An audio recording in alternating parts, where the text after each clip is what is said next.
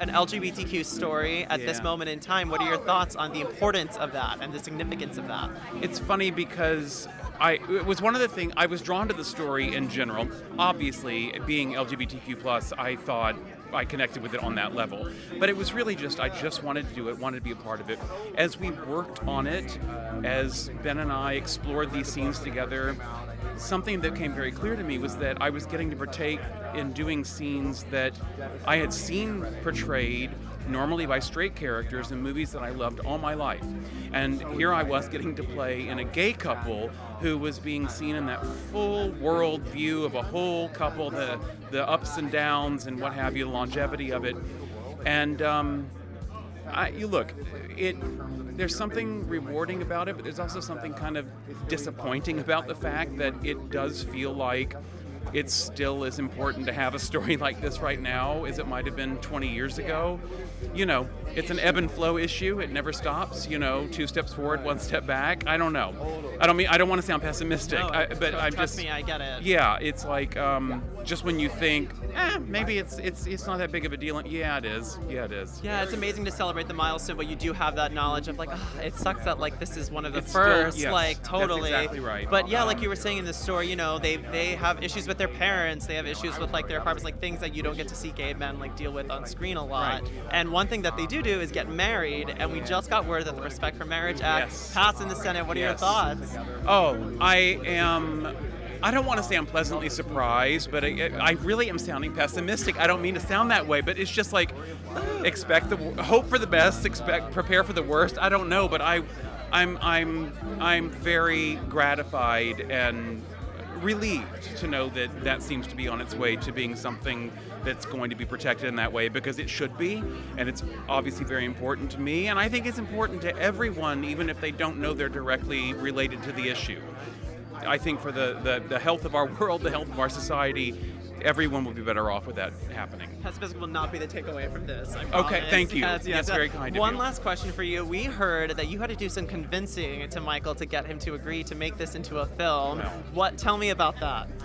The only thing I can tell you is that my husband was the one who first said, "Do you think it would be a good movie?" And I said, "I don't know. I'm not good at that." And he read it and said, "Yes, it would." And he's the one who approached Michael Ausiello at this Barnes & Noble Q&A that Michael and I were doing together.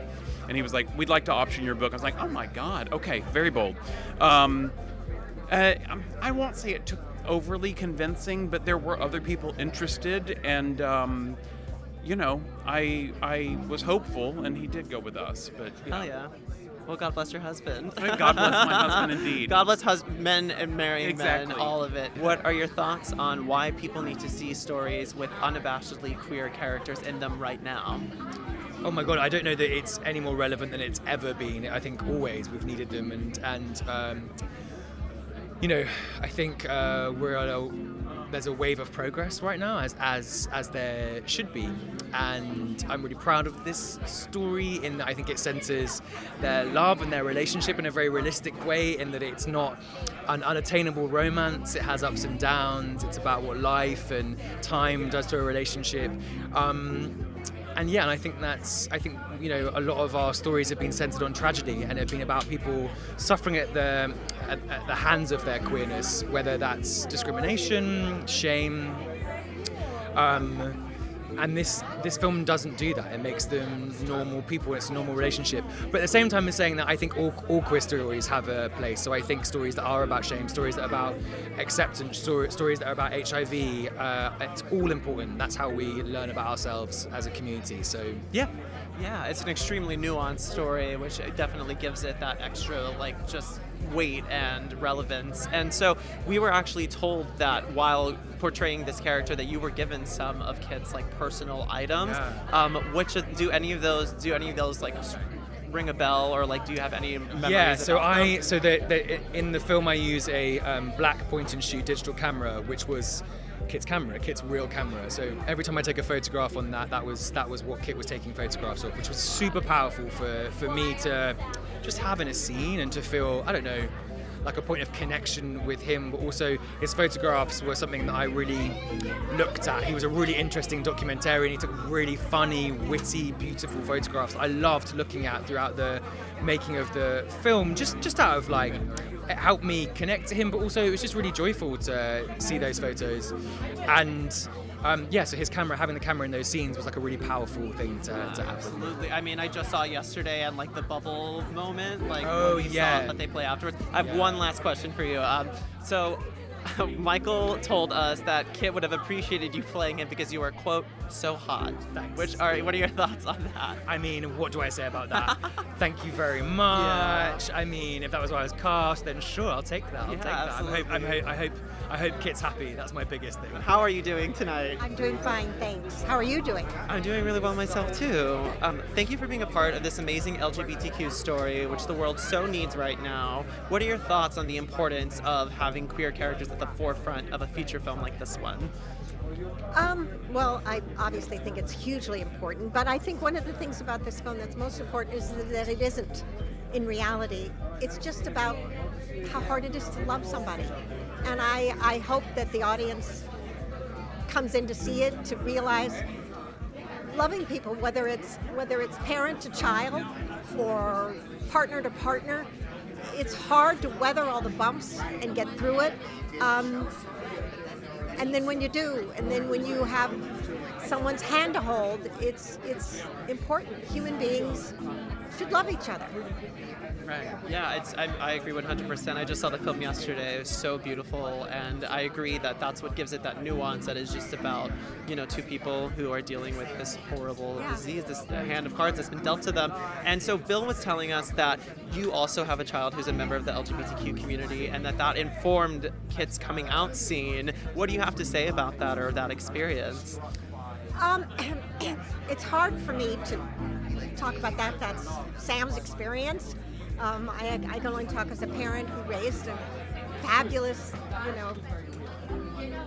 dynamic gay son and watched him grow up. And I have, when I did Brothers and Sisters, a show I did for 5 years, I played the mother of Matthew Reese, who was playing a gay man. And so all we have as actors is our own life experience to bring into it. So I find a way to somehow do that. That's really what actors are about, to bring our own selves into it somehow. Absolutely. Well, thank you for your amazing work. Sure. I appreciate it. How are you feeling tonight? Grateful. Feeling grateful to have gotten to this part of the process, to have a finished film, to have a film that I'm proud of. Just so much gratitude. Totally. I saw the film yesterday. It's truly stunning, heartbreaking. Thank you for sharing this story, this unabashedly queer story that we so need right now. What are your thoughts on LGBTQ stories and why America needs to see them at this moment in time? Well, we're at a period in our country where there's just so much hate, as we saw with the Club Q shooting. Our community is under attack, and stories like this one, LGBTQ stories in general, I think help offset that hate and help remind people that, we are individuals. We want the same things as everybody else. We want love. We want equal rights. And, the more LGBTQ stories, the better. Absolutely. All the work we do at GLAAD is about changing the hearts and minds through storytelling. You mentioned right now about the current state of LGBTQ, right? And we actually just got word that the Respect for Marriage Act has been passed in the Senate. What are your thoughts on that? Well, I think it makes tonight even more exciting. It's like sort of the icing on the cake. I did hear we have to make some compromises with the package, but I mean, that's Washington. But I think having Biden in the White House, having Democratic control of the Senate, these things matter. Voting matters, and we're seeing the benefits of that. We were told that you needed some convincing before this movie actually came to be. Jim Parsons told us that he had to sort of get you on board, and now we're here and it's happening. So what are your thoughts on getting there, and what was the original reticence about? Relinquishing control of this story. When I wrote the book, I had complete control, and filmmaking is a collaborative process. So there's other artists who come into the picture that have other ideas, and it's a lot of that is a leap of faith. You never know really what kind of situation you're going to get into. So that's scary because I'm very protective of this story and obviously very invested in it. Luckily, I was surrounded by incredibly collaborative artists who thought that I brought value to the project and included me because of that.